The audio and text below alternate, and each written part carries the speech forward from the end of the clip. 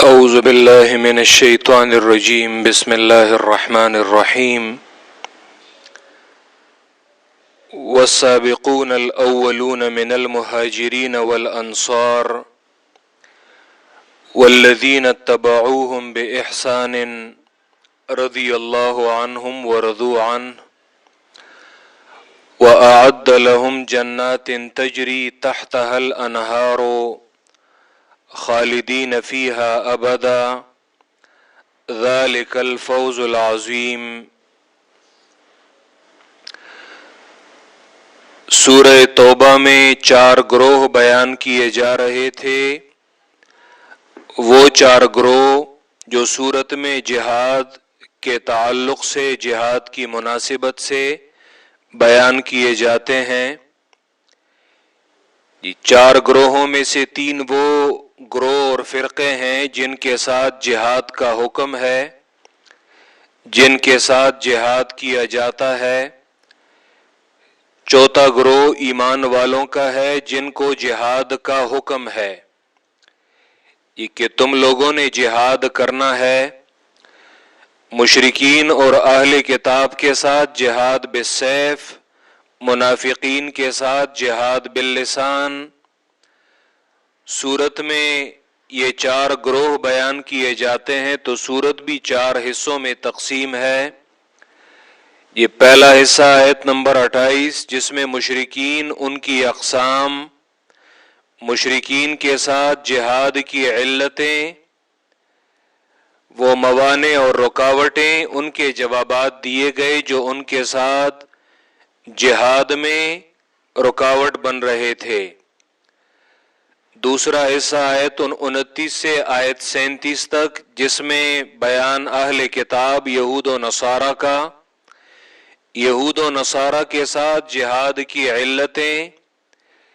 اور پھر ان ایک ایک علت کی تفصیل اور وضاحت، اور آخر میں 2 آیات 36 اور 37 جو تتمہ تھا ماقبل دونوں حصوں کا۔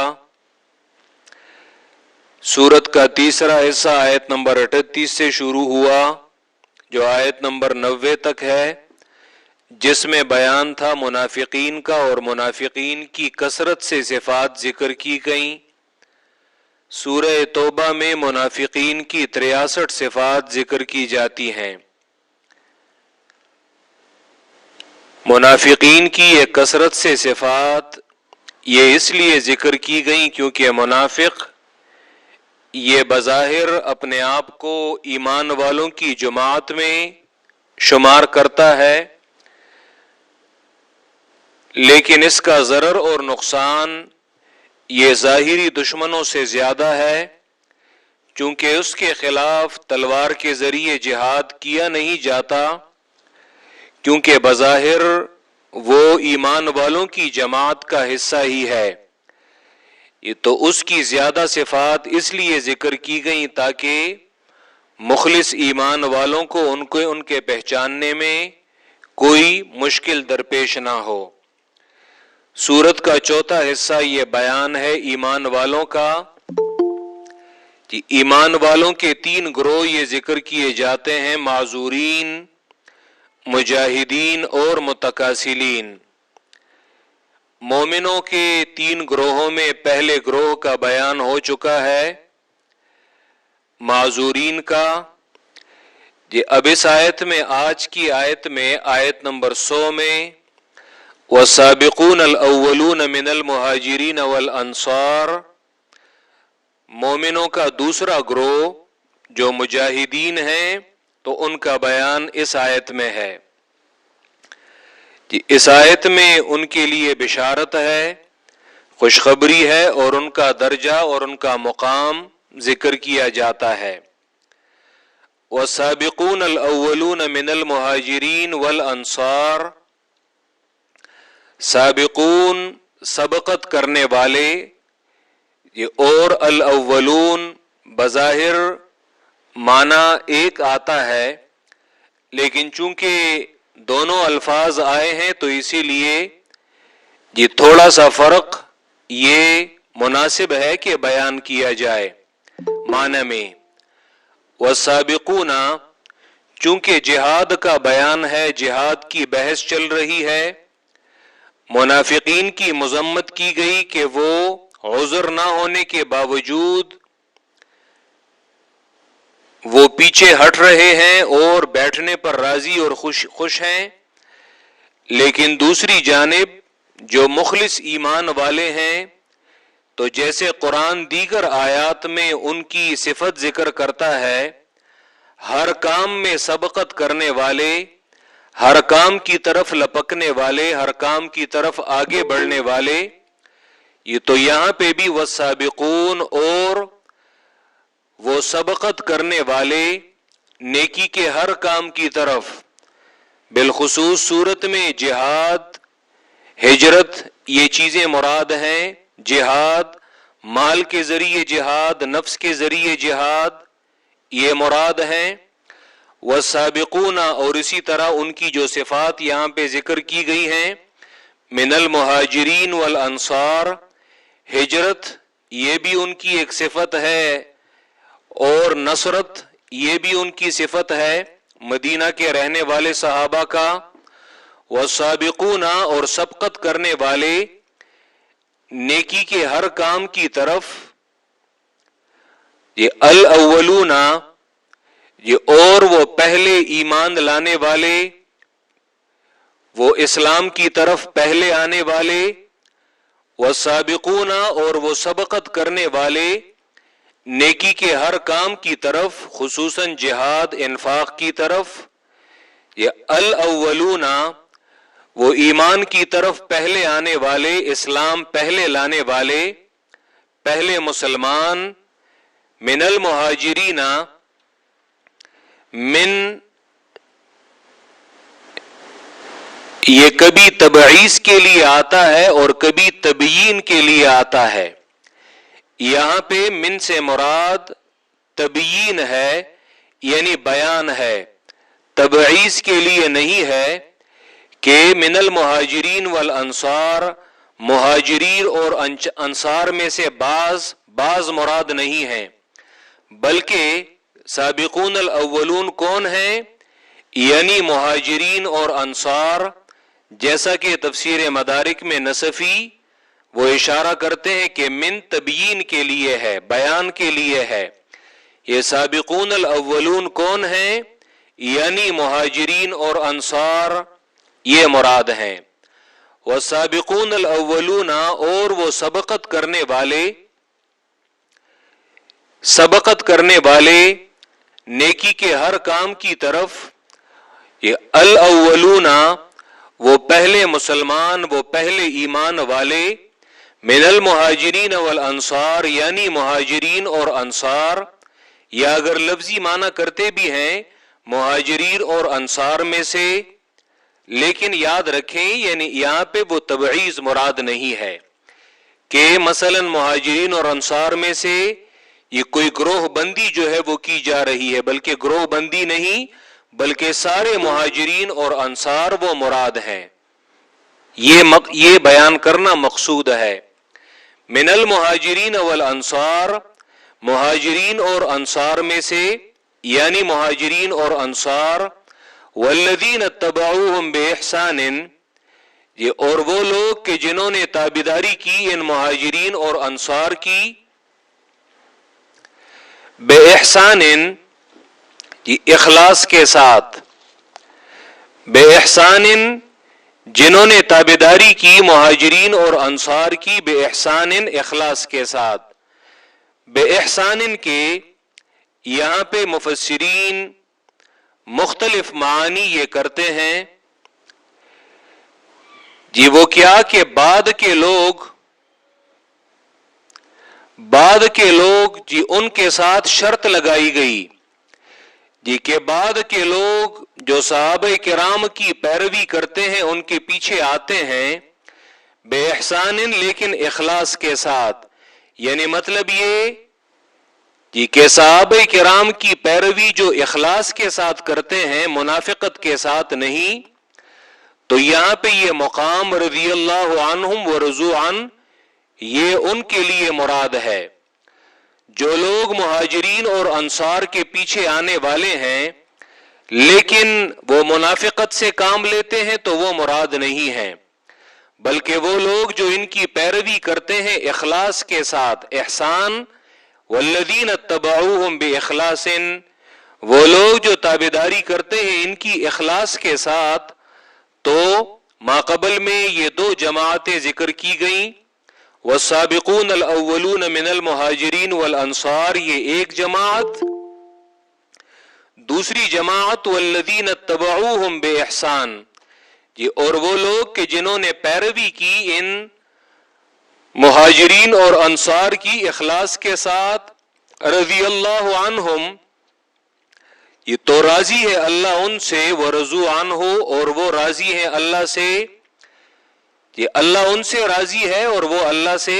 راضی ہیں۔ جی ایک معنی وہ تو یہ ہے، دوسرا معنی وہ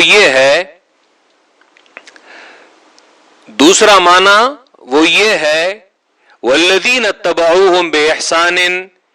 جی اور وہ لوگ جو تابعداری کریں ان مہاجرین اور انصار کی، بے احسان ذکر خیر میں،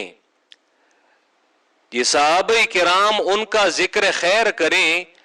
وہ لوگ جو ان کے پیچھے چلتے ہیں اور ان کا خیر کے ساتھ ذکر کریں، جی ان کے بارے میں کوئی بری بات وہ نہ کہیں، نہ ہی ان پر کوئی اعتراض اور طعنہ زنی کریں، جی کہ ان پر کیچڑ اچھالا جائے، جیسے یہ معنی بھی جی ابن کثیر اور دیگر مفسرین وہ کرتے ہیں، جی کیا مطلب یتبعوہم باحسان فی القول، جی صحابہ کرام کی تابعداری کرتے ہیں جی اچھے قول کے ساتھ، بے احسان فی القول، جی اچھے قول کے ساتھ، کیا مطلب اچھے قول کے ساتھ، جی اللہ یقول فیہم سوءا، صحابہ کرام کے بارے میں بکواس نہ بکیں، جی اسی طرح ان کے بارے میں زبان درازی نہ کریں، صحابہ کرام پر کیچڑ نہ اچھالیں، جی کہ بعد میں اس کی حیثیت اور اس کا کوئی مرتبہ نہیں ہے، اور وہ صحابہ کرام پر طعنہ زنی کر رہا ہے، صحابہ کرام پر لعن طعن کر رہا ہے۔ اور پھر حافظ ابن کثیر نے تفسیر ابن کثیر میں یہاں پہ بڑی پرمغز عبارت انہوں نے بیان کی ہے، جب وہ یہ معنی کرتے ہیں اور اسی معنی کو، یہ دوسرے معنی کو وہ ترجیح دیتے ہیں، تو پھر ابن کثیر وہ کہتے ہیں فقد اخبر اللہ العظیم، جی اللہ رب العزت نے یہ خبر دی ہے جی کہ وہ صحابہ کرام سے راضی ہیں، وہ جو نیکی کے ہر کام میں سبقت کرنے والے، وہ پہلے ایمان والے مہاجرین اور انصار۔ اسی طرح اللہ نے اپنی رضا کا اعلان ان لوگوں سے بھی کیا کہ جو صحابہ کرام کی پیروی کرتے ہیں کہ ان کے بارے میں اچھے قول کے ذریعے۔ تو ابن کثیر پھر آگے کہتا ہے فَيَا وَيْلُ مَنْ أَبْغَضَهُمْ أَوْ صَبَّهُمْ، بس ہلاکت ہے ان لوگوں کے لیے جو صحابہ سے بغض کرتے ہیں یا انہیں برا بلا کہتے ہیں۔ وَلَا سِيَّمَا سید الصحابہ، صحابہ کرام میں خصوصاً وہ صحابہ کا جو سردار ہے، کہ اللہ کے پیغمبر کے بعد صحابہ میں سب سے افضل، سب سے بہتر، ابن کثیر کہتے ہیں کہ میری مراد یہ ابو بکر صدیق ہے، جو ابو بکر صدیق ہے جو خلیفہ اعظم ہے مسلمانوں کا اللہ کے پیغمبر کے بعد۔ تو پھر وہ جب روافض کی تردید کرتے ہیں تو فرماتے ہیں فَإِنَّ الطَّائِفَةَ الْمَخْذُولَةَ مِنَ الرَّافِضَةِ، روافض صحابہ کرام کے دشمنوں میں، صحابہ کرام کے دشمنوں کا وہ رسوا طبقہ، طائفہ مخذولہ، وہ جو رسوا طبقہ ہے روافض کا، تو وہ صحابہ کرام میں جو سب سے افضل شخصیتیں ابو بکر، تو ان کے ساتھ بغض رکھتے ہیں اور ان پر بھی کیچڑ اچھالتے ہیں۔ تو وہ کہتے ہیں عیاذا باللہ من ذالک، اللہ کی پناہ ہو۔ اور یہی چیز اس بات پر دلالت کرتی ہے کہ ان عقولہم معکوسۃ، کہ ان لوگوں کا دماغ، ان لوگوں کی عقل جو ہے وہ الٹی ہو گئی ہے۔ وقلوبہم منکوسۃ، اور ان کے دل جو ہے وہ الٹ گئے ہیں. مطلب یہ کہ یہ لوگ یہ پاگل ہیں، اور یہ یعنی صحیح الفطرت لوگ یہ نہیں ہے، سلیم الفطرت لوگ یہ نہیں ہیں. فَأَيْنَ هَؤُلَاءِ مِنَ الْإِيمَانِ بِالْقُرْآنِ اذ يسبون من رضی اللہ عنہم. ان لوگوں کا ایمان بالقرآن کیسے ہو سکتا ہے روافض کا، کہ وہ جن لوگوں کے بارے میں اللہ نے رضی اللہ عنہم کا اعلان کیا ہے، جن لوگوں کو اللہ نے رضی اللہ عنہم کا سرٹیفکیٹ دیا ہے، اور یہ ان پر کیچڑ اچھالتے ہیں، تو ان کا ایمان بالقرآن کہاں سے آ گیا؟ اور پھر انہوں نے جو اہل سنت ہیں ان کی تعریف کی ہے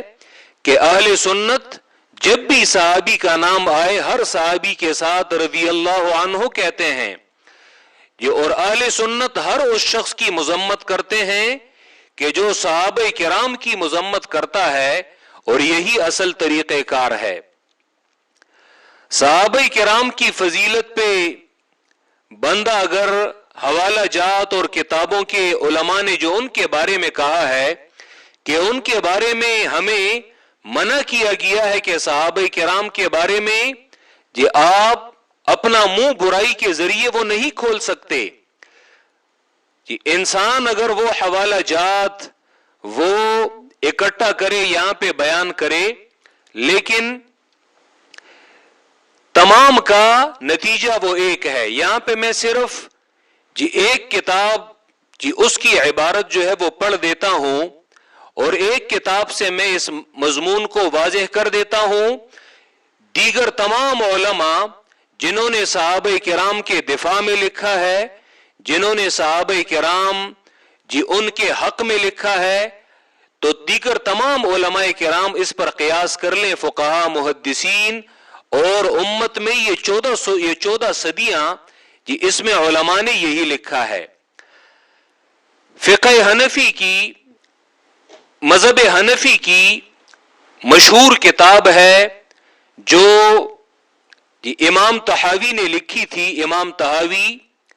مسلک حنفی کے مشہور فقی، مسلک حنفی کے مشہور عالم، محدث، بہت بڑے محدث ہیں. یہ المتوفى 321 ہجری، یہ بھی تیسری صدی، جس صدی میں امام بخاری، امام مسلم، ترمذی، ابو داؤد، نسائی، ابن ماجہ یہ لوگ گزرے ہیں. تو امام طحاوی رحمہ اللہ، ابو جعفر طحاوی، یہ بھی اسی دور میں گزرے ہیں. ہاں البتہ ان کی وفات جو ہے وہ 34 صدی ہجری میں ہوئی ہے، یعنی 321 میں. جس طرح امام نسائی وہ 303 میں ان کا انتقال ہوا ہے، تو وہ بھی 34 صدی ہجری کے اوائل میں ان کا انتقال ہوا ہے. تو امام ابو جعفر طحاوی نے جی عقیدے کے حوالے سے یہ تمام عقائد جی کہ ایک مسلمان کا عقیدہ وہ کیا ہونا چاہیے، تو انہوں نے جو متن طحاوی ہے وہ عبارت لکھی ہے، اور اس میں وہ عقائد انہوں نے لکھے ہیں کہ ایک مسلمان کا عقیدہ کیا کیا ہونا چاہیے. بعد میں 8ویں صدی ہجری میں حافظ ابن کثیر جس ہجری میں جس صدی میں گزرے ہیں، تو اسی صدی میں ایک مشہور حنفی عالم ہے ابن ابی العز. ابن ابی العز الحنفی، ان کی مشہور کتاب ہے شرح عقیدۃ الطحاویہ. یہ وہی امام طحاوی نے یہ چند اوراق لکھے تھے، اور انہوں نے اس کی بہترین شرح کی ہے. اور یہ کتاب تمام عرب میں، مڈل ایسٹ میں جتنی یونیورسٹیز ہیں، جتنے مدارس ہیں، حتیٰ کہ حرم میں نیٹ پہ اگر آپ یوٹیوب میں آپ اس پر سرچ کریں، گوگل کریں، شرح عقیدۃ الطحاویہ کے دروس آپ دیکھیں، تو تقریباً عرب میں شاید ہی کوئی عالم ایسا ہو کہ جو اس کا درس جو ہے وہ نہ پڑھاتا ہو. حالانکہ عرب کے بیشتر علماء وہ یا تو حنبلی المسلک ہیں اور یا اہل حدیث مسلک کے لوگ ہیں، زیادہ تر حنبلی مسلک سے تعلق ہے. اور یہ کتاب یہ حنفی عالم نے لکھی ہے، متن بھی اس کا حنفی عالم امام ابو جعفر طحاوی، اور اس کی شرح بھی حنفی عالم نے کی ہے. تو اس سے آپ اندازہ لگائیں کہ یہ کتاب عالم اسلام میں اس کا کیا مقام اور اس کا کیا مرتبہ ہے. جی تو امام طحاوی جی انہوں نے یہ عبارت لکھی تھی صحابہ کرام کے حوالے سے،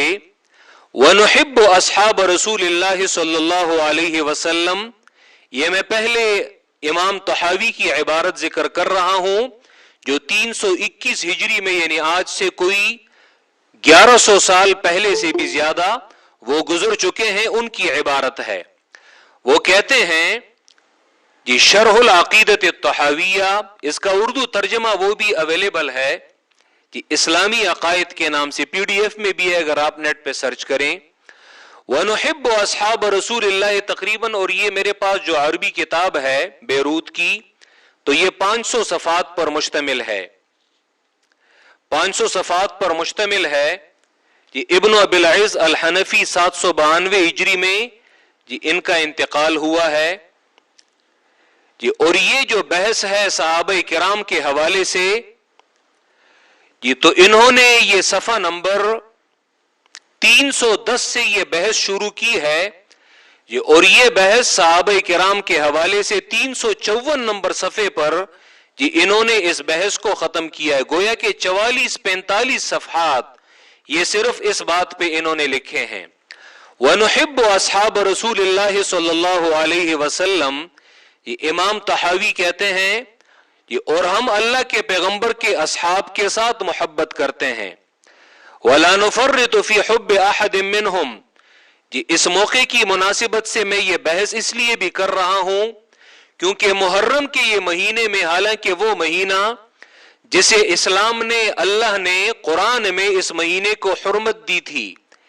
جی اس میں حرمت دی تھی کہ دیگر مہینوں میں بھی جی آپ جی اللہ کی نافرمانی سے پرہیز کریں، اجتناب کریں، خصوصاً ان مہینوں کی حرمت کا تو ضرور لحاظ کریں، لیکن ان مہینوں میں جی اللہ کے پیغمبر کے اصحاب کا اور ان اولیاء اللہ کی جتنی بے حرمتی کی جاتی ہے محرم کے اس خیر والے مہینے میں، تو اسی مناسبت سے یہ بحث یہ میں کر رہا ہوں. وَنُحِبُّ أَصْحَابَ رسول اللہ صلی اللہ علیہ وسلم، ہمارے یہ دوست ہیں ڈاکٹر سراج الاسلام حنیف صاحب، مردان میں وہ پروفیسر رہے، عبدالولی خان یونیورسٹی میں، آج کل ریٹائر ہو چکے ہیں جی. ان کی تقریباً کوئی 100 کے قریب کتابیں جو ہیں وہ انہوں نے تصنیف کی ہیں. یہ قرآن کی تفسیر، ترجمے، یہ عربی کتابیں، یہ تمام جی. ایک انہوں نے صحابہ کرام پر اور انبیاء پر جو اعتراضات ہیں جی، تو ایک کتاب انہوں نے تقریباً کافی سارے 700-800 صفحوں پر مشتمل انہوں نے ایک کتاب لکھی ہے جنہوں نے صحابہ کرام پر مختلف اعتراضات کیے ہیں، خواہ وہ روافض ہوں، خواہ وہ مودودی صاحب ہوں، خواہ وہ کوئی اور ہو، جنہوں نے بھی ان سے پہلے، جنہوں نے بھی ان پر کسی بھی حوالے سے اعتراض کیا ہے تو انہوں نے ان اعتراضات کے جوابات دیے ہیں جی. ایک دن میں بیٹھا ہوا تھا ان کے ساتھ، تو انہوں نے کہا کہ میں نے تو تقریباً کوئی 100 کے قریب کتابیں لکھ لیں، لیکن جس ایک کتاب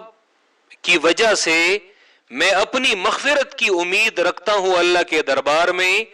تو وہ صرف یہ ایک کتاب ہے جی کہ جس میں نے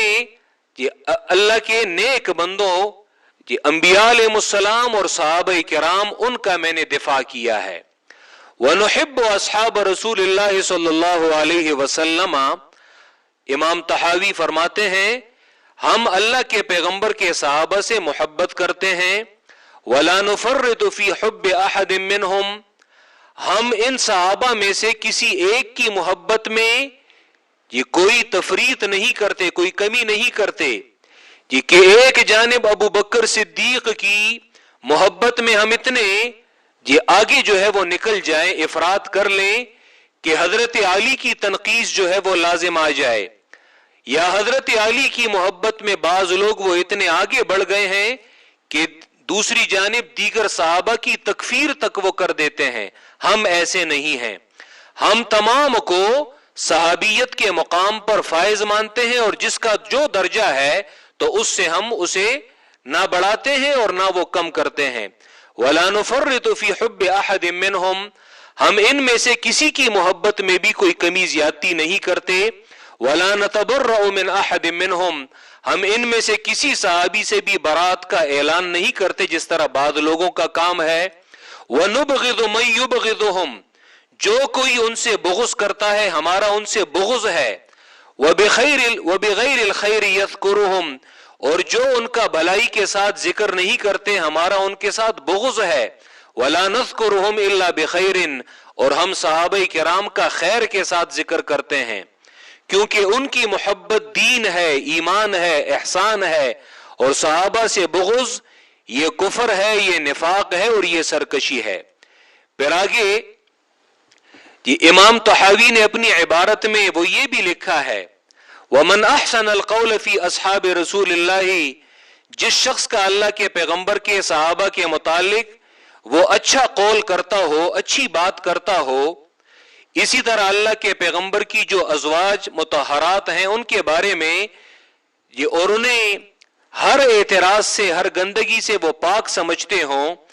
اسی طرح اللہ کے پیغمبر کی جو اولاد ہے کہ انہیں ہر گندگی سے وہ پاک سمجھتے ہوں، تو یہ علامت ہے اس شخص کی کہ یہ شخص منافق نہیں ہے۔ یعنی جو شخص صحابہ کرام کے متعلق اچھی گفتگو کرتا ہے، پیغمبر کے اہل بیت کے متعلق اس کی رائے وہ معتدل ہے، پیغمبر کی ازواج مطہرات کے حوالے سے ان کی رائے جو ہے وہ معتدل ہے، برا بلا انہیں نہیں کہتے، تو فقد برئ من النفاق، یہ شخص یہ منافقت سے بری ہے، یہ شخص منافق نہیں ہے۔ پھر آگے ابن ابی العز الحنفی اسی امام طحاوی کی عبارت کی وضاحت کرتے ہیں جی، اور انہوں نے پھر قرآن مجید کی کئی آیات جو ہے وہ ذکر کی ہیں جی۔ ایک انہوں نے یہ آیت ذکر کی ہے سورہ توبہ کی آیت نمبر 100، دوسری آیت انہوں نے صحابہ کرام کی فضیلت کے حوالے سے سورہ فتح آیت نمبر 29، محمد الرسول اللہ والذین معہ اشداء علی الکفار رحماء بینہم، پیغمبر کے اصحاب یہ کافروں پر، دشمنوں پر زیادہ سخت ہیں اور آپس میں نہایت مہربان ہیں جی۔ اسی طرح انہوں نے سورہ فتح کی آیت نمبر 18 وہ بھی ذکر کی ہے کہ وہاں پہ بھی اللہ نے اپنی رضا کا اعلان کیا ہے، لقد رضی اللہ عن المؤمنین، اللہ ان ایمان والوں سے راضی ہے کہ جنہوں نے پیغمبر کے ساتھ تحت الشجرہ، درخت کے نیچے بیعت کی، بیعت رضوان۔ اسی طرح انہوں نے سورہ انفال آیت نمبر 72 کا حوالہ دیا ہے کہ ان الذین آمنوا وہاجروا وجاہدوا باموالہم وانفسہم فی سبیل اللہ والذین آووا ونصروا، مہاجرین اور انصار، اولئک بعضهم اولیاء بعض، اور سورت کے آخر تک جتنی آیات ہیں ایمان والوں کے حوالے سے۔ سورہ حدید آیت نمبر 10 یہ بھی انہوں نے ذکر کی ہے کہ اس میں بھی صحابہ کرام کے متعلق اللہ فرماتے ہیں اعظم درجتاً، یہ بڑے درجے والے ہیں، وَكُلًّا وَعَدَ اللَّهُ الْحُسْنَى، ہر ایک کے ساتھ اللہ نے جنت کا وعدہ کیا ہے۔ سورہ حشر آیت 8 تا 10 یہ آیات ذکر کی ہیں کہ اور ان میں صحابہ کرام کے متعلق جو لوگ صحابہ کرام کے بعد آئے ہیں جیسے ہم جی، ان پر قرآن نے یہ لازم کیا ہے کہ صحابہ کے لیے دعا کریں گے۔ والذین جاؤوا من بعدہم، جو لوگ صحابہ کرام کے بعد آئے، یقولون، تو وہ کہتے ہیں اپنی دعاؤں میں، ربنا اغفر لنا ولاخواننا الذین سبقونا بالایمان، یہ دعا اصل میں ہماری طرف سے صحابہ کرام کے لیے ہے کہ اے ہمارے رب بخش دے ہمیں اور ہمارے ان بھائیوں کو کہ جو ہم سے ایمان میں سبقت لے جا چکے ہیں، وَلَا تَجْعَلْ فِي قُلُوبِنَا غِلًّا لِّلَّذِينَ آمَنُوا، اور اے اللہ ایمان والوں کے بارے میں ہمارے دلوں میں کوئی حسد، کوئی بغض وہ مت پیدا کر۔ سورہ حشر آیت نمبر 8 تا 10۔ ابن ابی العز وہ کہتے ہیں یہ تمام آیات اس بات پر مشتمل ہیں کہ صحابہ کرام ان کی تعریف کہی جائے گی، تعریف کی جائے گی۔ جو لوگ ان کے بعد آئے ہیں جیسے ہم، وہ ان کے لیے بخشش کی دعائیں مانگیں گے اور اپنے دلوں میں ان کے لیے کوئی کینہ، کوئی بغض وہ نہیں رکھیں گے، اور یہ قرآن کریم کی واضح نصوص ہیں۔ پھر انہوں نے صحیح بخاری اور صحیح مسلم کی یہ روایت جو کل کے درس میں نے شروع کی تھی اور پھر اس کا ایک جملہ میں نے بیان کیا، لیکن وہ بعد والا جملہ وہ کسی دوسری بات کی وجہ سے وہ مجھ سے رہ گیا۔ ابو سعید الخدری رضی اللہ تعالیٰ عنہ کی روایت ہے، خالد ابن ولید یہ فتح مکہ کے بعد یعنی صلح حدیبیہ کے بعد جو ہے یہ اسلام لائے ہیں، یہ اور عبد الرحمن ابن عوف یہ وہ سابقون الاولون میں سے ہیں، یعنی بالکل مکہ سے یہ مومن ہیں اور پھر انہوں نے ہجرت کی ہے، مہاجر صحابی ہے مکی۔ تو ابو سعید الخدری کی اس روایت میں، اور یہ صحیح بخاری اور صحیح مسلم کی روایت ہے کہ خالد ابن ولید اور عبد الرحمن ابن عوف کے درمیان کسی بات پر تو میں ہوئی، تو حضرت خالد نے یہ عبد الرحمن ابن عوف کو برا بلا کہا، فسبہ خالد نے اسے برا بلا کہا۔ تو اللہ کے پیغمبر نے جب انہیں پتہ لگا تو خالد سے کہا، لا تسبوا احدا من اصحابی، میرے صحابہ میں کسی کو برا بلا نہ کہو، فإن احدکم، تم میں سے کوئی شخص یہ اگر احد پہاڑ جتنا سونا خرچ کرے، ما ادرک مد احدہم ولا نصیفا، تو صحابہ کرام میں کسی نے ایک مٹھی بھر جو گندم یا ایک مٹھی بھر کوئی چیز وہ اللہ کی راہ میں خرچ کی ہو، یا ایک مٹھی بھر تو کیا آدھی مٹھی انہوں نے خرچ کی ہو، تو یہ ایک احد پہاڑ جتنا سونا یہ بھی ان صحابہ کرام کے درجے اور ثواب تک کو نہیں پہنچ سکتا۔ تو پھر جی ابن ابی العز کہتے ہیں جی اللہ کے پیغمبر نے یہ بات یہ خالد سے کہی، خالد بھی صحابی ہے، اور خالد سے کہا کہ یاد رکھو میرے صحابہ کرام کو برا بلائیے نہیں، کیونکہ وہ سابقون الاولون ہیں، ٹھیک ہے۔ یہ انہوں نے تو پھر وہ کہتے ہیں کہ خالد یہ حدیبیہ کے بعد اسلام لانے والے ہیں، تو وہ لوگ جنہوں نے حدیبیہ سے پہلے وہ اسلام لا چکے ہیں، تو فکیف حالو، جب اس کو سے اللہ کے پیغمبر منع کر رہے ہیں کہ تم میرے صحابہ کرام کے بارے میں کہ جنہوں نے میرے ساتھ کافی قربانیاں جو ہے وہ برداشت کی ہیں، تو جب ان کے بارے میں ایک صحابی بات کا کوئی صحابی وہ بات نہیں کر سکتا، تو پھر وہ کہتے ہیں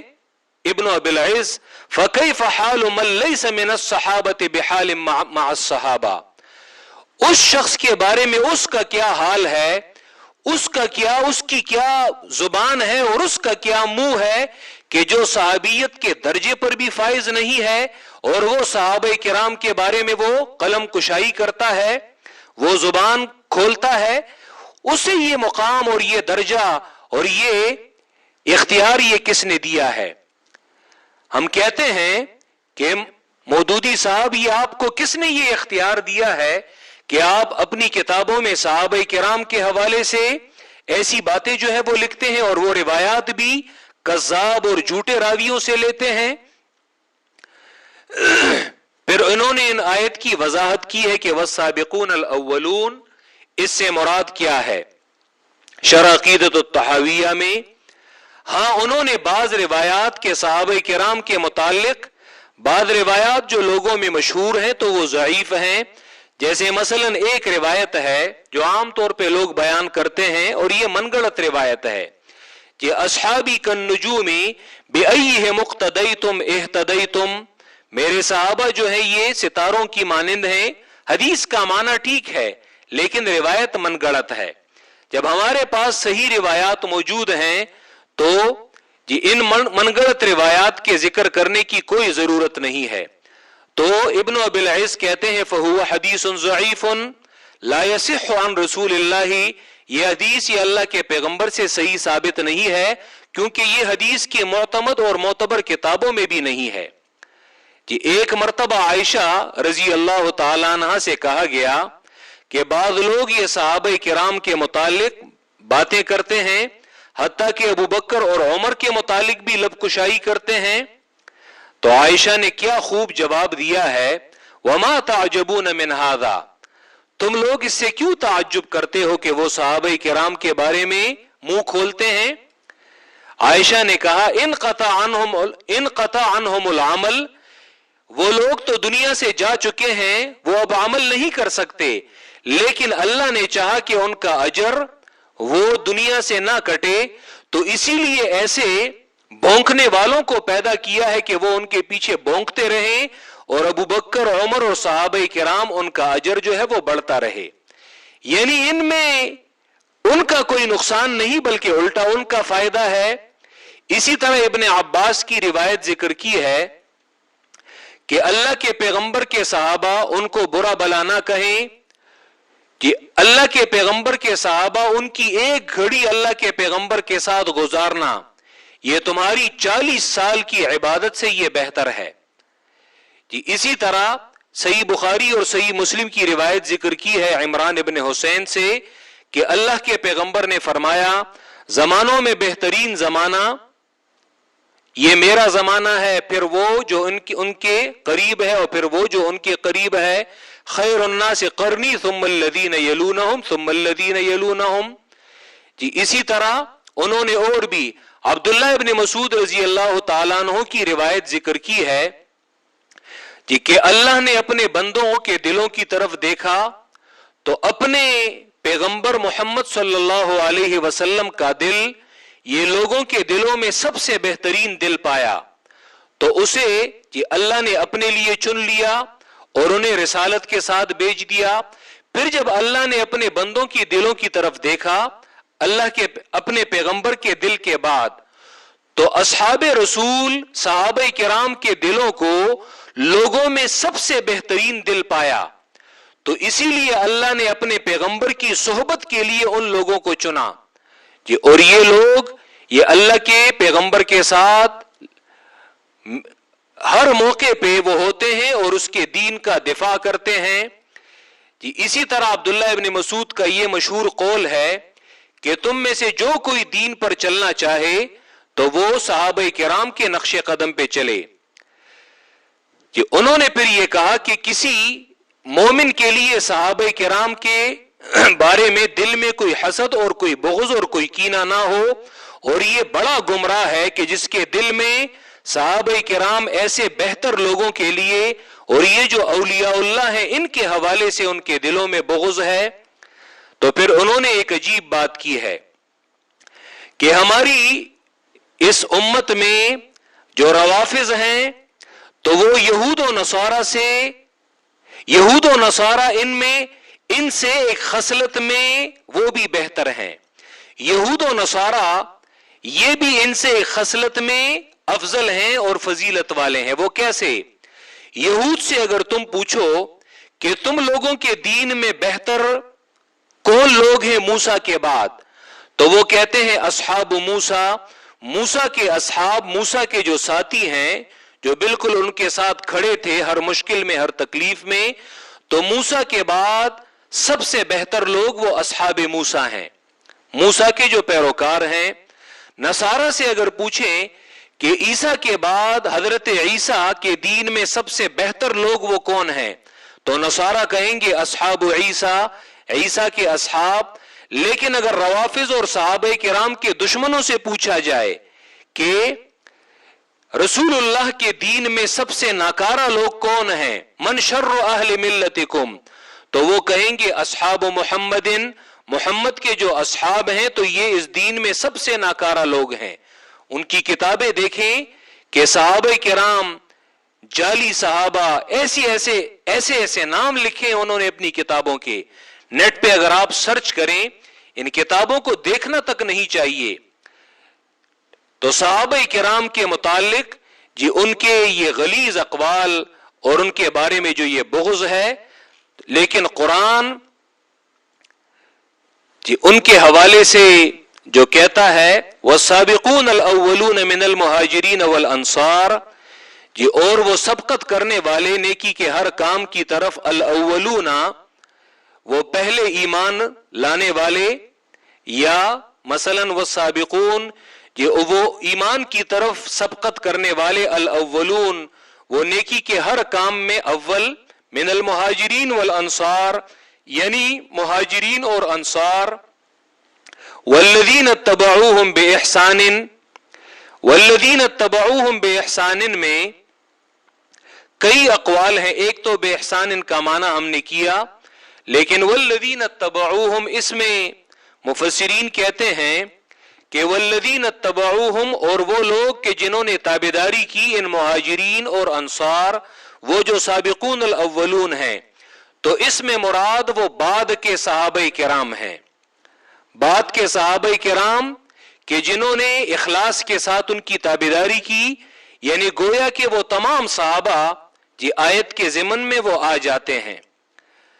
اور بات کہتے ہیں کہ والسابقون الاولون من المہاجرین والانصار سے مراد تمام صحابہ ہیں، والذین اتبعوہم بإحسان سے مراد اور وہ لوگ کہ جنہوں نے تابعداری کی ان صحابہ کرام کی.